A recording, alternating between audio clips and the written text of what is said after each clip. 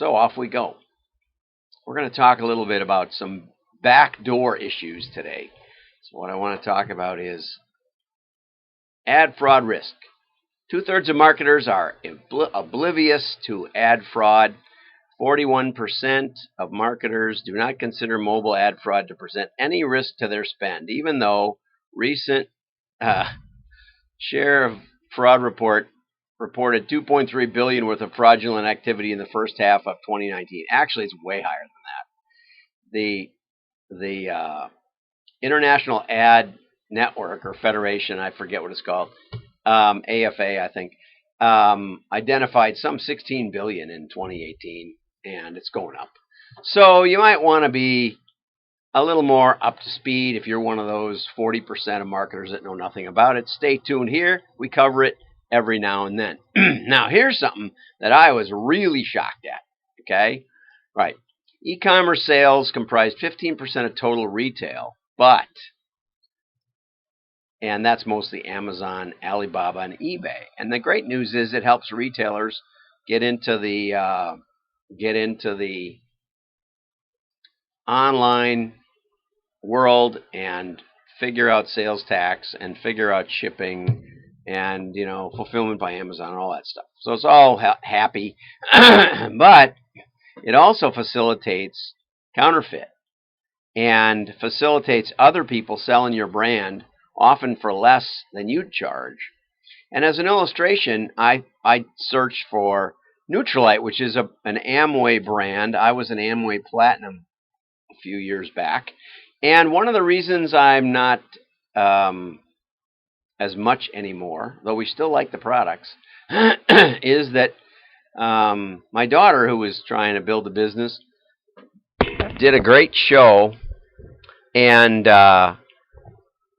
she did a makeover for a woman in an upscale condo in downtown or water tower area of Chicago. And the lady said, "Oh, yeah, that was great. I really love the products, and I bought them all on Amazon because it's cheaper." So I tried to work with Amway and tried to improve their tracking, because you can now put personalized QR codes on packaging, and you can put RFID in the packaging. So you could literally, with nobody touching it, see where all of the shipments were going, because they ship everything direct.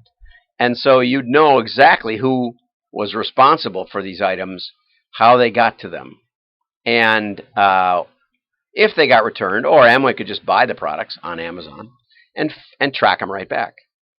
That's not in the article, but I wanted to mention that as a fifth option, because their entire catalog is here, and it's at about 15-20% below what Amway suggests as the retail price.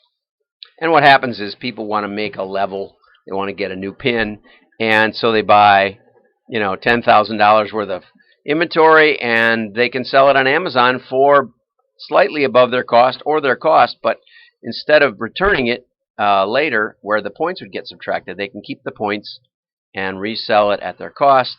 And so, in a sense, everyone wins except the people trying to actually go out and do the business. And that's the risk. And so here we want to talk about practices. According to this article, online counterfeit the losses totaled $3.23 billion to brands. And counterfeit sales of just makeup, skincare, and other goods are going to jump to $1.8 trillion, $1.2 trillion last year. Now, it's really unclear. I guess that's across all retail, because that's I think bigger than all of e-commerce put together.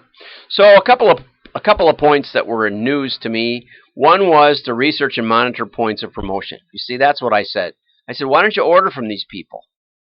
Order their product, see where it came from. It may be in the original packaging, for all you know. But as I said, RFID, you could put RFID unknown to anybody right behind the label, and you could embed the address, the ship to, while it went by, or the in Amway's case, the IBO number. And I would recommend other manufacturers do RFID to track it through the source, to see if it's coming through your factory or if it's coming from a different factory, and then track it down. But so first, monitor online promotion channels. Denny Hatch, my friend Denny, said that eBay was the world's largest fence operation, and that could well be true. I don't know. I don't know enough about brand. I'm a more of a Aldi shopper, so I kind of okay with it. Implement minimum advertised price policy, enforcement and monitoring, and that's certainly not being done over at Ada, Michigan. So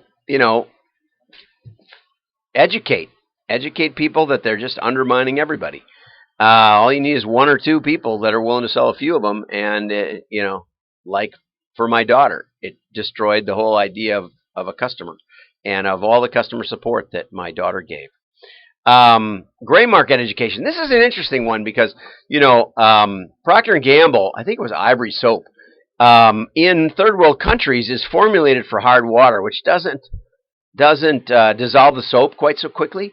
And so one of the manufacturers in Brazil, I think, started, or no, maybe Argentina, because I think it was labeled in Spanish, started, when things were slow, they would take their excess production in Spanish label and ship it up to New York City and market it in the Hispanic areas, Hispanic grocery stores. And the problem was that the formulation, as I said, for hard water, just like melted. Just put it under the soft water and just melt to nothing. So unknown to everybody, especially the customer. So then P&G got a lot of customer service complaints saying, "Hey, your soap is no good. We got bad soap." And it turned out that the labels were in Spanish, and technically it was not illegal for the Hispanic producer, the manufacturer, to sell. There wasn't a strict boundary. That was just the common practice. And so one of the things that this article suggests is that you might want to make them. They bypass long established rules and agreed upon codes of conduct. Also, the Amway thing, right? It's really not illegal. They bought it. They can resell it, just like you bought a car. You can resell your car. That's what they told me. Yeah, but if they're an IBO for you, they don't have the same flexibility, or they shouldn't. I don't think they should, because we in our code of conduct it said we weren't supposed to be selling online, and so they don't enforce that. And so I won't show the plan again until that gets cleaned up, and I don't think it's going to be. So once fakes get in the stream of commerce, it costs about 10 times more. This was from Oakley, to stop them being sold. What you want to do is identify the resellers and convert them to authorized dealers and get their price back in line with the rest of the market. If the prices were in line on Amazon, I wouldn't be so upset. But the fact that they're undercutting what I'm supposed to be trying to sell for and build a business that way, that's annoying because it's so visible. Be proactive and think globally. It's actually more effective to launch anti-counterfeiting initiatives than it is to try and fight it locally. So when you find the soap being dissolved, you want to get to the international level and find out where those cross-border creativity manufacturers or remanufacturers or whatever you call them, they were licensed. You want to find out what's going on. In China, with trademarks and registered trademarks even, they have a first-to-file policy. So make sure you've filed a trademark protection in China, because if someone else decides to do it, you could be sued and kept out of as the legitimate brand globally. You could be told, no, you've got to resell through this other distributor who filed first and has your trademark. So get that up to speed. Okay, so there's a lot of things you can do, but you got to think about doing them. And that was my point. And if you're not doing them, then your distribution network is going to get ticked off and decide to sell somebody else instead. Something to think about. Something to think about beyond just the marketing of your brands, how you can undermine all of the other marketing by just not fighting against counterfeit. I'm John Miglosh. Like and share. Share shows you care, and your friends will think